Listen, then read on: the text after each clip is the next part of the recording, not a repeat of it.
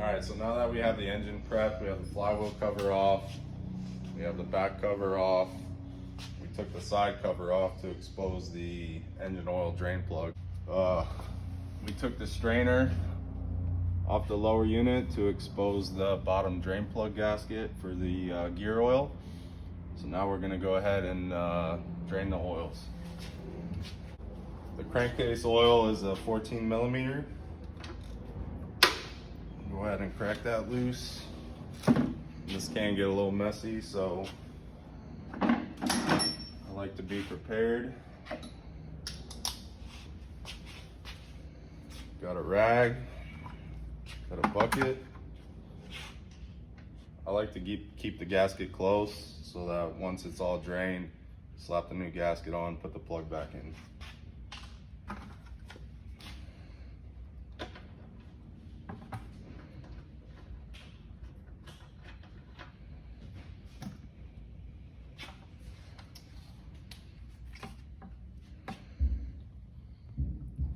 Not too bad. We're gonna go ahead and dispose of the old gasket on the plug. By the way, it helps keep the motor level, straight up and down. This normally takes a few minutes. With the extractor, it takes a lot longer. You gotta run the engine to heat the oil up. This way I prefer. You don't have to heat up the oil, it's all in the pan already. Alright, so now we're gonna drain the gear oil.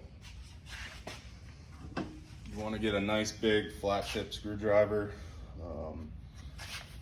You wanna go ahead and start at the top plug because sometimes there's pressure built up, and if you pull the bottom plug, all the pressure is just gonna shoot it out all over the place and it's gonna make a big mess. So we'll start on the top plug. Simple as just cracking it loose.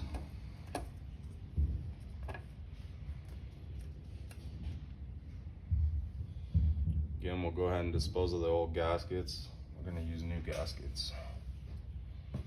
Make sure you have a good drain pan. Pick them up anywhere, the auto parts store.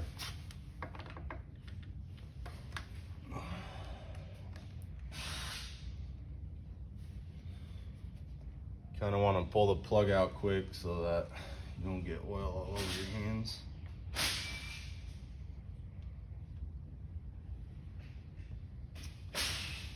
Just let that drain out until it's all out, and then we'll fill it back up. So now that we have all the oil drained out of the engine, we're going to go ahead and remove the oil filter.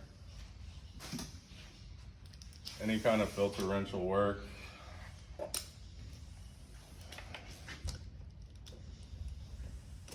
I stuff a rag under here just in case some oil spills out. These newer motors, they have it tilted so that when it's not running, most of the oil drains back into the oil pan. Let's go ahead and remove this filter.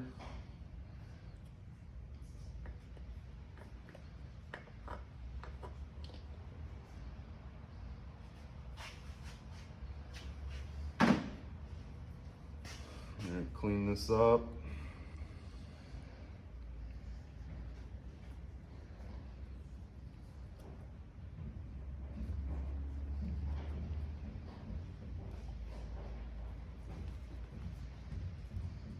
Go ahead and take a look in here.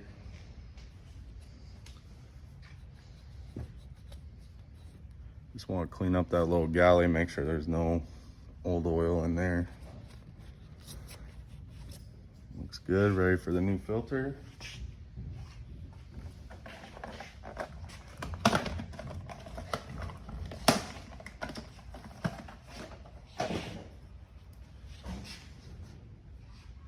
Now we like to, when you put in the new filter, you want to put a little oil around the gasket. Fresh oil. That just helps for next time when you take it off.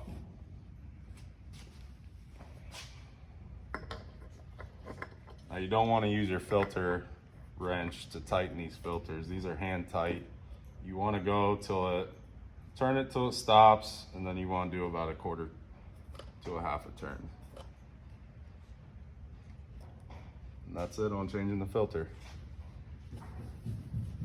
All right, so now we're gonna go ahead and fill the oil. Most Yamahas on the flywheel cover has an indicator of how much oil to put in it. This particular one is a 250 Yamaha. If you're changing the oil filter, you're at 6.7 quarts. Without oil filter, 6.3.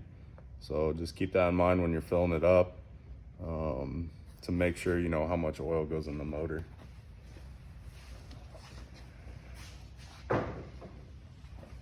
We're gonna go ahead and fill it up.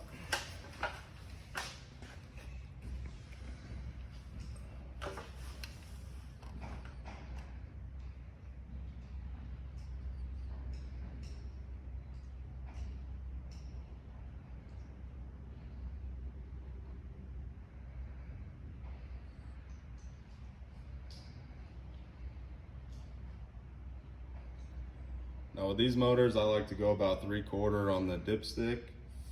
With these outboard engines, you want to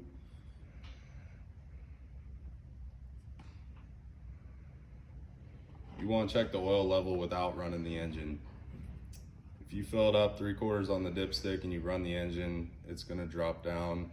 You don't wanna get confused with that. Just go ahead and make sure the oil is filled up without running the engine.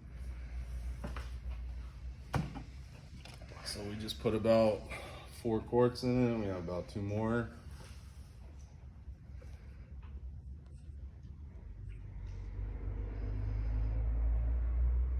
And I like to check the dipstick well before I think it's gonna be full, because if you overfill it, then you have to extract the oil back out.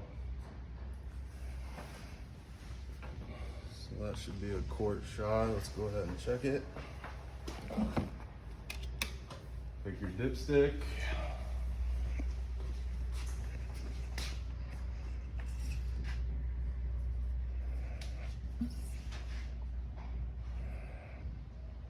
About a quart and a half shy. It's just right there on the bottom line.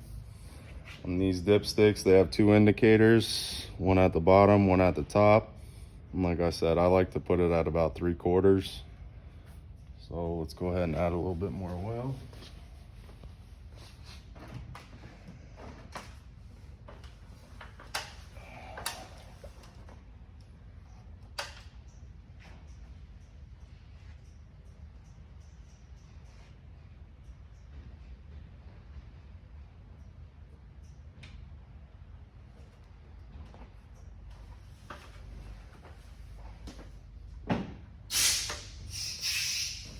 Most of the times on these motors, a ladder is necessary.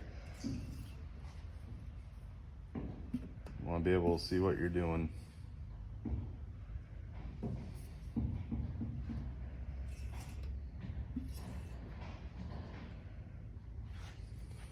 About halfway up the stick, I'm gonna add some more oil.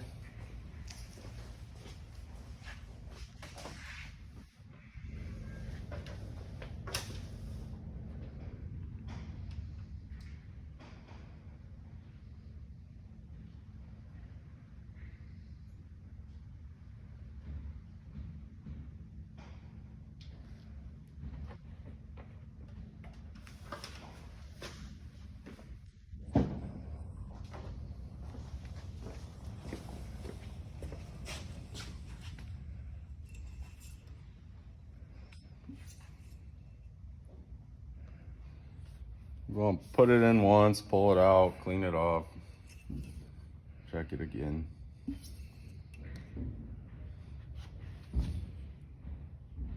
We're at 3/4 on the dipstick.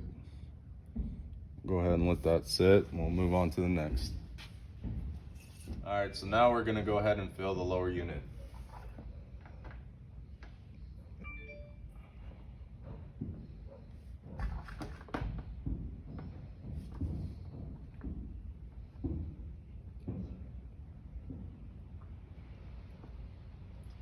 There's many ways to fill these up. You can buy a quart with a hand pump. I buy the oil in bulk, so I go ahead and put it in these 5-gallon buckets. Nice and easy, convenient. So let's go ahead and pump it up. The bigger motors take about 1.5 quarts to fill up.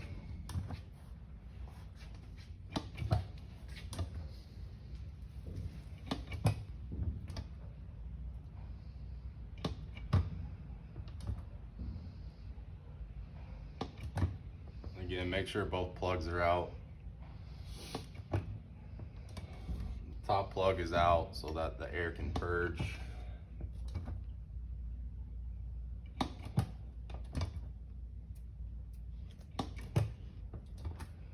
You just want to pump it up until fluid starts to come out of the top plug.